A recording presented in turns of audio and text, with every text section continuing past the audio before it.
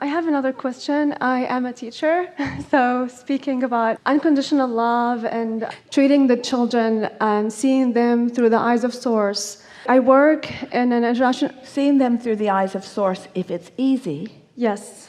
And looking for alignment with Source in any way you can if it isn't easy, but not depending upon them to be the way you need them to be in order to be in connection with Source, because some of them just aren't going to be that way. And you got to get really good at finding your alignment anyway. Yes, unconditionally. Sure. Yes, definitely.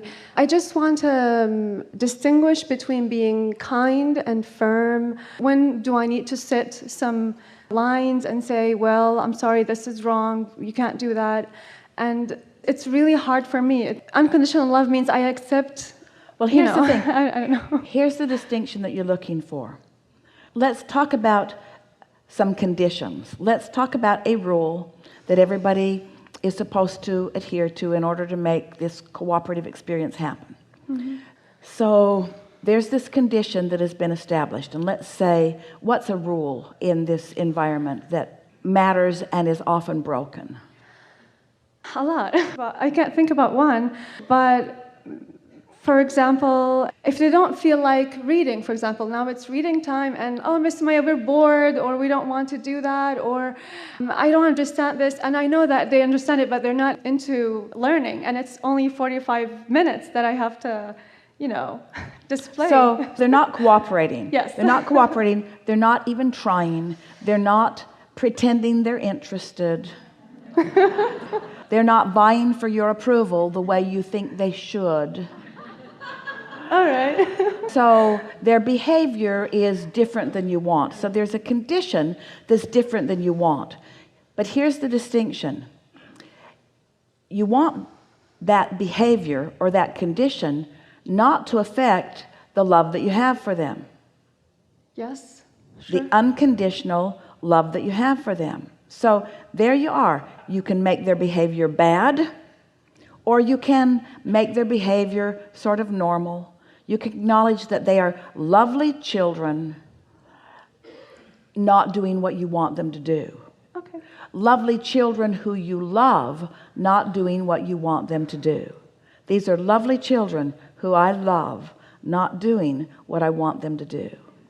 These are lovely children who I love not doing what I want them to do. They're not doing what I want them to do has no bearing on my love for them. My love for them is bigger than that. My love for them is their own inner beings loving them. I've tapped into Source. I've got their grandparents, their dead grandparents are enjoying them through me. Their dead grandparents and their dead grandparents and theirs and theirs and theirs. There's a whole family tree focused through me and loving this little rascal who is not doing what I want him to do. But it is not affecting the love that we all have for him, because this is a pure positive energy being doing whatever it is he's doing conditionally, but it does not affect the unconditional love that I have for him. And once your personality isn't twisting in the wind based on their behavior, once you are steady in your appreciation of them and steady in your knowing of their power and value, then you shine this steady vibration at them, and they find themselves uplifted by not something that you would formally call your approval of them, this energy stream, their own life stream. It's like you're a conduit, you're an open valve, that they are feeling all that they are right through you. Can you feel the difference? And it's happening regardless of what they do. This is not approval based upon behavior. This is not conditional approval. This is unconditional approval. Okay. Sit with that for a little bit. That's the love that you're looking for. That's the appreciation that you're looking for. Humans, as they translate, often say, these are the rules, and if you break them, you're condemned. They're very tricky about the way they get you to conform, too. They say, these are the rules, and good people do these, and bad people don't. And good people are blessed, and bad people are punished. And then you sit back and you look and you say, oh, those people are breaking all the rules and they seem to be being blessed. And I'm not breaking any rules and I seem to be being punished. In other words, they're getting the good stuff, I'm not. And then they say, oh, you can't measure it while you're all still alive.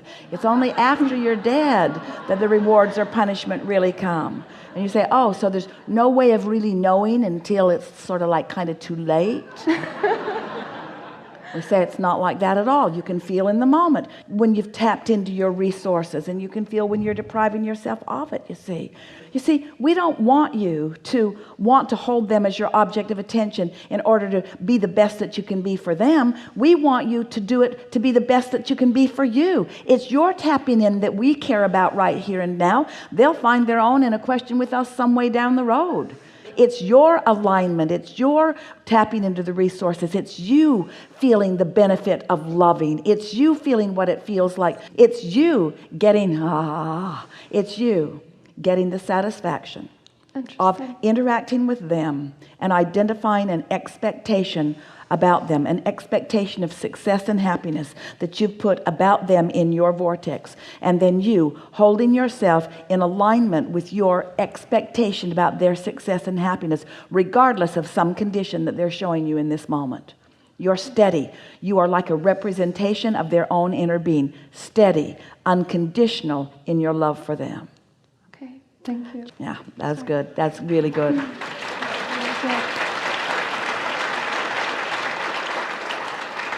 Jerry said to Esther one day, because he had watched Esther with Kate.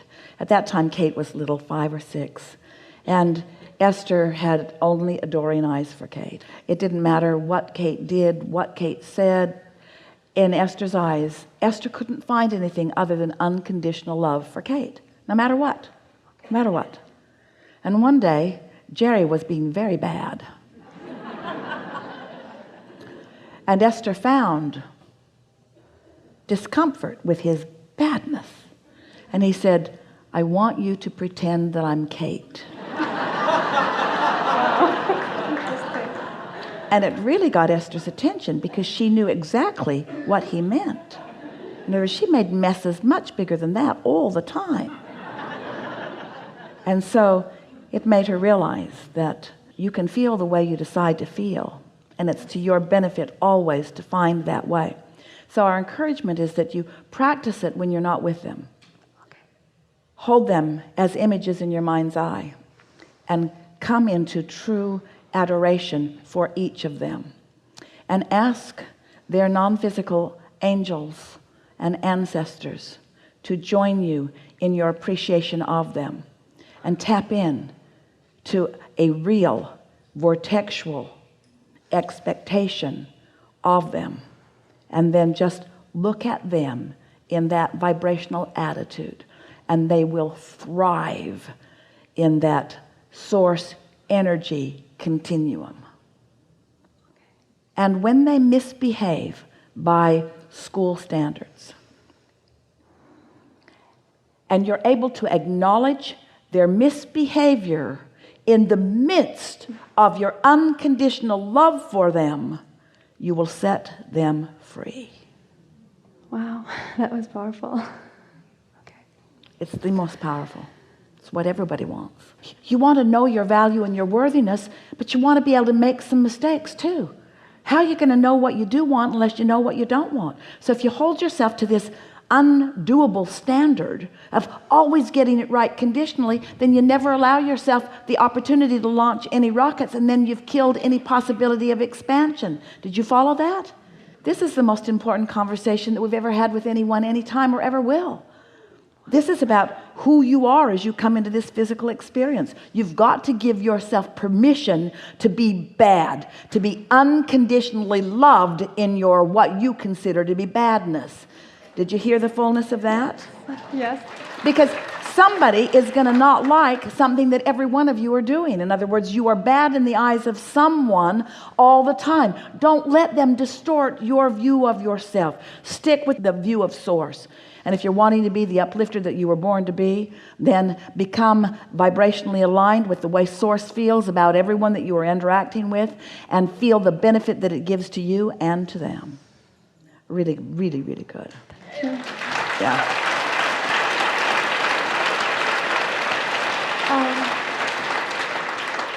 one last question. Since listening to your recordings and on YouTube 5 times ago, I found resonance with an image that, I have in mind, that I am in a very big circle that is this universe, and I need to stay in this circle, in the center of the circle, as much as I can. It isn't that you need to, it's that you can't do otherwise.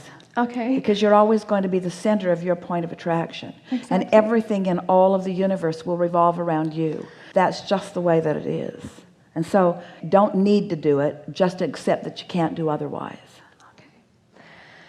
And being in that center, sometimes I would feel that I don't really want more things, and desire, like fire, would a little bit, subside, and I would feel, okay, all is well, I'm in the right place, right time, I feel great. So I wouldn't really, that sometimes in that, place, feel like I want to do more, or like everything seems okay and fine, and but here's like the thing. I want the ecstasy with alignment. Like, you see what I mean? But that's more.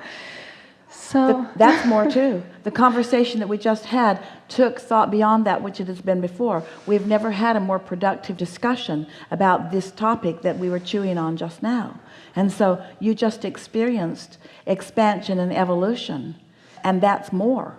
So what we're saying to you is, you cannot shut down your engine of expansion, and giving into it is a good thing. Just accepting that the expansion is inevitable, and also accepting that once you find that receptive mode and you learn to control it, that's what step 4 is, hanging around in it regularly and often because you like the feeling of it. Then what happens is the inspiration that comes just keeps calling you into opportunities for more launching of more rockets. So what we're saying to you is, give in to the eternal, important, inevitable expansion. We think the difference that you are wanting to emphasize is sometimes, in fact it's rampant on your planet, people think that asking for more is greedy when what you have should be enough.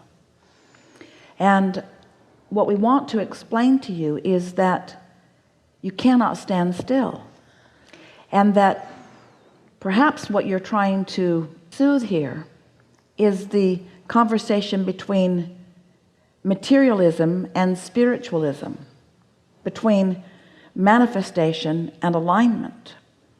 And we want to say, as long as you're in this physical format, alignment is always going to produce materialism, because materialism is the leading edge of alignment. Wow. Make peace with it. Make peace with it. So many people are wanting to make people who have greedy. And we want you to understand that they've found alignment and it is manifested, and that there is not an end of that pot of gold. There's no ending to resources, that someone else thriving cannot possibly prohibit someone else from thriving. That would be like saying, oh, I've been so healthy for so long. Yes. And there are so many sick people out there. I'm going to be sick for a while in order to allow the healthiness to go to someone who hasn't been getting it. You don't say that, because you know it's not like that. You're not depriving someone of clarity when you're thoughtful. You don't take away their confusion by becoming confused and leaving more clarity pot for them. Yes. In other words, it's thriving that uplifts the whole. And so we want you to accept that it is inevitable that you prosper in all ways when you get in sync with source energy. Okay. That was a good discussion too. Thank you. Any more? Thank you. Yeah.